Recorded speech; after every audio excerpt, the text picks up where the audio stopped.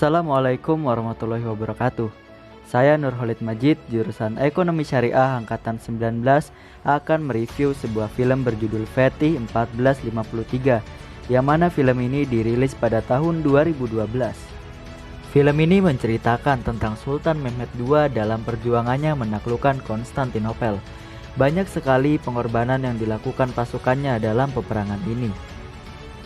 Sultan yang biasa dikenal sebagai Muhammad Al-Fatih ini adalah pimpinan muslim pertama yang berhasil menaklukkan kokohnya pertahanan Konstantinopel.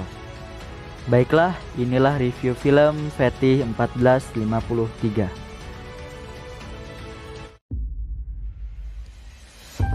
Film ini bermula pada timeline zaman Rasulullah, di mana ada seorang sahabat bernama Abu Ayyub Al-Ansari mendatangi kediaman Rasul untuk meminta bimbingannya.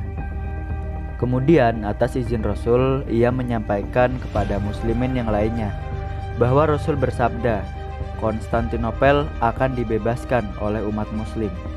Pemimpin yang membebaskannya akan menjadi sebaik-baiknya pemimpin, dan tentaranya adalah sebaik-baiknya tentara.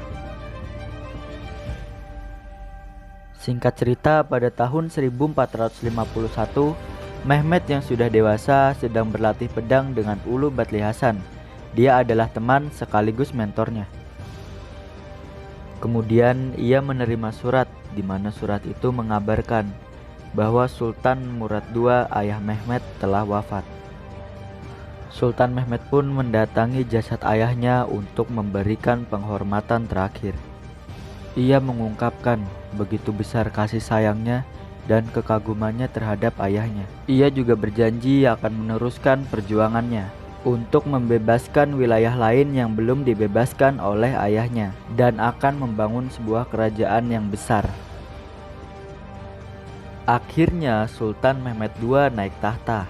Halil Pasha, seorang wazir agung Ottoman, memberitahu bahwa pada saat itu ia terpaksa meminta Sultan Mehmed untuk menggantikan ayahnya karena tentara salib sudah mengepung wilayah Utsmaniyah. Sultan Mehmed tidak mempersalahkan hal itu dan tetap menjadikan Halil Pasha sebagai wazir agung. Di Konstantinopel, kaisar dan menterinya kegirangan mendengar kabar wafatnya Sultan Murad dan naik tahtanya Sultan Mehmed. Di Vatikan, kabar itu juga sudah sampai. Mereka takut Sultan Mehmed akan melanjutkan misi ayahnya. Paus tidak mau mengambil resiko dan memilih bersiap untuk segala kemungkinan. Dia tidak mau Konstantinopel jatuh ke tangan Ottoman. Sultan Mehmed menerima utusan dari Konstantinopel. Ia menyetujui keinginan mereka untuk menaikkan upah upeti. Jagan Pasha mengkhawatirkan akan timbulnya kekecewaan dari rakyat akan keputusan yang diambil oleh Sultan, karena sama saja mengakui kalau Ottoman lemah. Gulbar Hatun dan Pangeran Bayazid, istri dan anak pertama Sultan Mehmed, mendatangi istana. Bayazid sangat merindukan ayahnya, tapi Sultan malah langsung menyuruh mereka beristirahat. Di sini kita diperlihatkan Sultan Mehmed bermimpi terperangkap di sebuah labirin. Lalu muncul sosok Osman, kakek moyangnya, orang yang mendirikan kerajaan Utsmaniyah. Menurutnya, Mehmedlah pemimpin yang dibicarakan oleh Rasulullah yang akan menaklukkan Konstantinopel. Lalu ia memberikan cincinnya, tapi tiba-tiba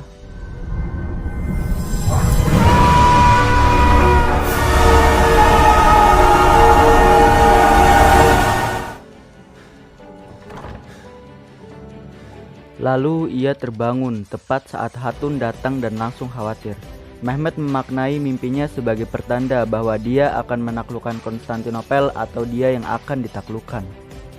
Paginya ia memerintah pasyanya untuk memperbanyak kapal perang dan senjata. Ia berniat untuk menyatukan kembali negara yang telah terpecah dan membangun negara yang besar. Seorang wanita bernama Era baru kembali dari Kinoa. Dia memberitahu ayah angkatnya yang bernama Urban bahwa Adipati tidak tertarik dengan sketsa kapal buatannya. Adipati lebih menginginkan Urban untuk membuat meriam, tapi Urban sudah pensiun untuk membuat meriam. Hasan dan seorang wanita sedang memata-matai Konstantinopel. Wanita itu mengetahui tentang rencana Kaisar mengirimkan bala bantuan bagi Karamanuglu Ibrahim.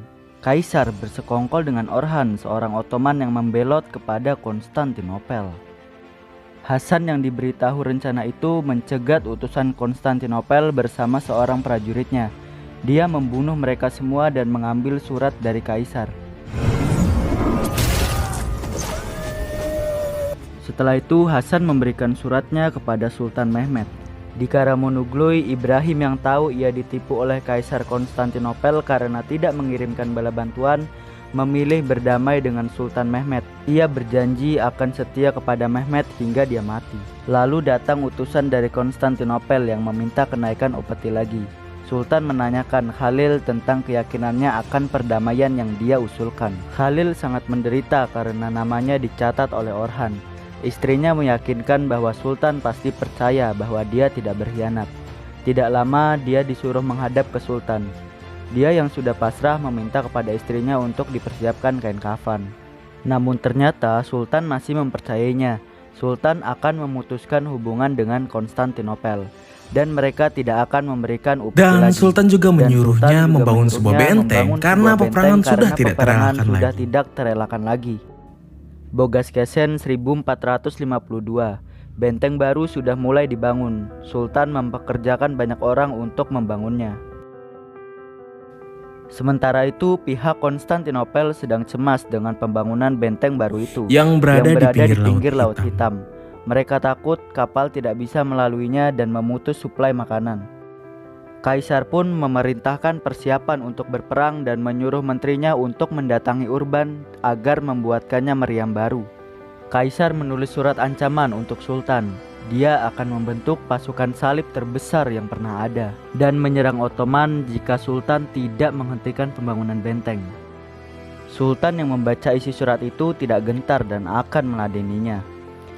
Akhirnya perang pun pecah di Sitrus. Pasukan Sultan Mehmed berhasil mengalahkan pasukan Mora, yaitu saudara Kaisar Konstantinopel. Notaras memanggil Urban dan memintanya untuk dibuatkan meriam. Namun Urban yang sudah pensiun menolaknya. Notaras tidak mau tahu, ia akan mengancam keselamatan putrinya jika ia menolak. Malamnya Urban hendak melarikan diri dengan Era, namun prajurit utusan Notaras mendatangi mereka.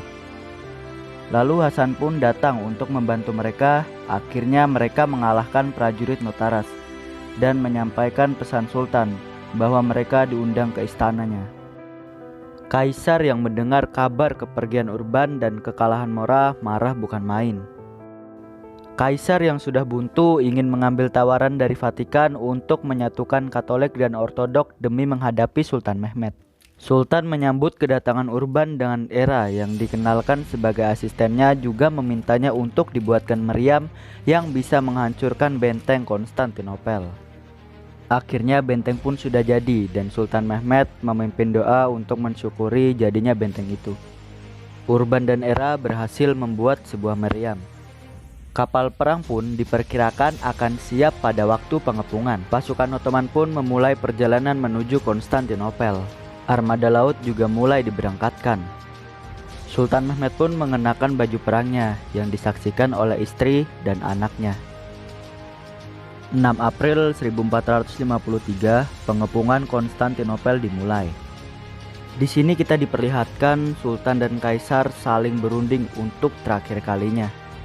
Tapi dari kedua belah pihak tidak ada yang mau menyerah dan pertempuran pun dimulai.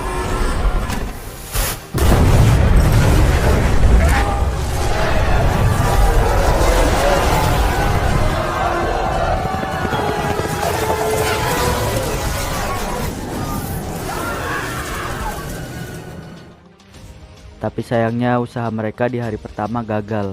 Benteng Konstantinopel terlalu kokoh untuk dirubuhkan. Di hari kelima, Sultan memerintahkan Mustafa yang ditugasi menggali terowongan ke wilayah Konstantinopel untuk mempercepatnya. Di saat terowongan sudah hampir sampai ujung, tiba-tiba beberapa kayu penyangga roboh dan menjebak sebagian penggali. Salim dan para penggali yang terjebak tidak ingin mati sia-sia. Mereka pun akhirnya meledakkan bubuk mesiu untuk menjebol pertahanan musuh dan mengorbankan diri.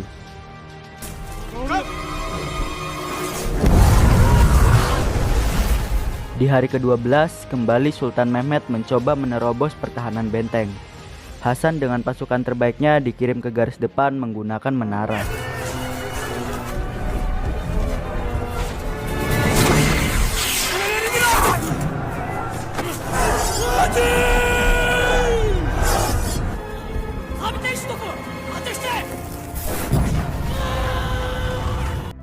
Banyak prajurit yang sudah gugur, namun untungnya Hasan masih selamat.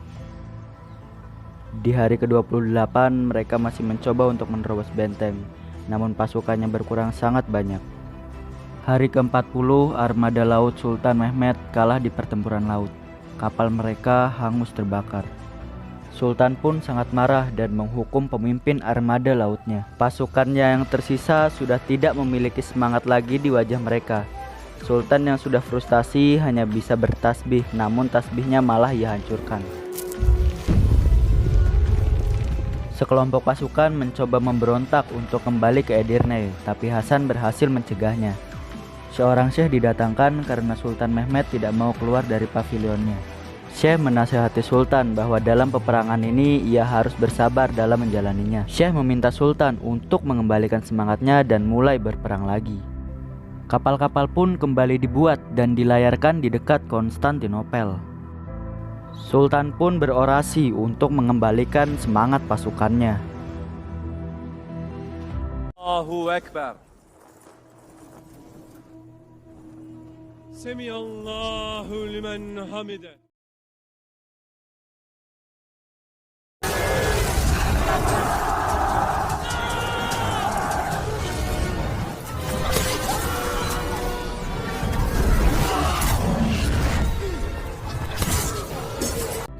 Di sini kita diperlihatkan Hasan dan Giustiniani saling berhadapan. Mereka sama-sama ahli dalam berpedang. Di akhir Hasan pun berhasil mengalahkan Giustiniani dan membunuhnya.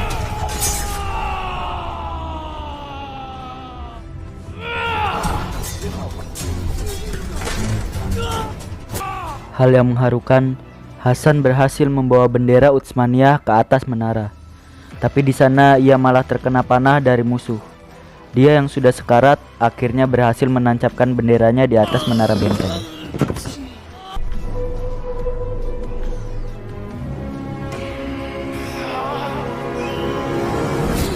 Hasan pun gugur dengan kehormatan. Akhirnya Utsmaniyah berhasilkan mengalahkan Konstantinopel di bawah pimpinan Sultan Mehmed II.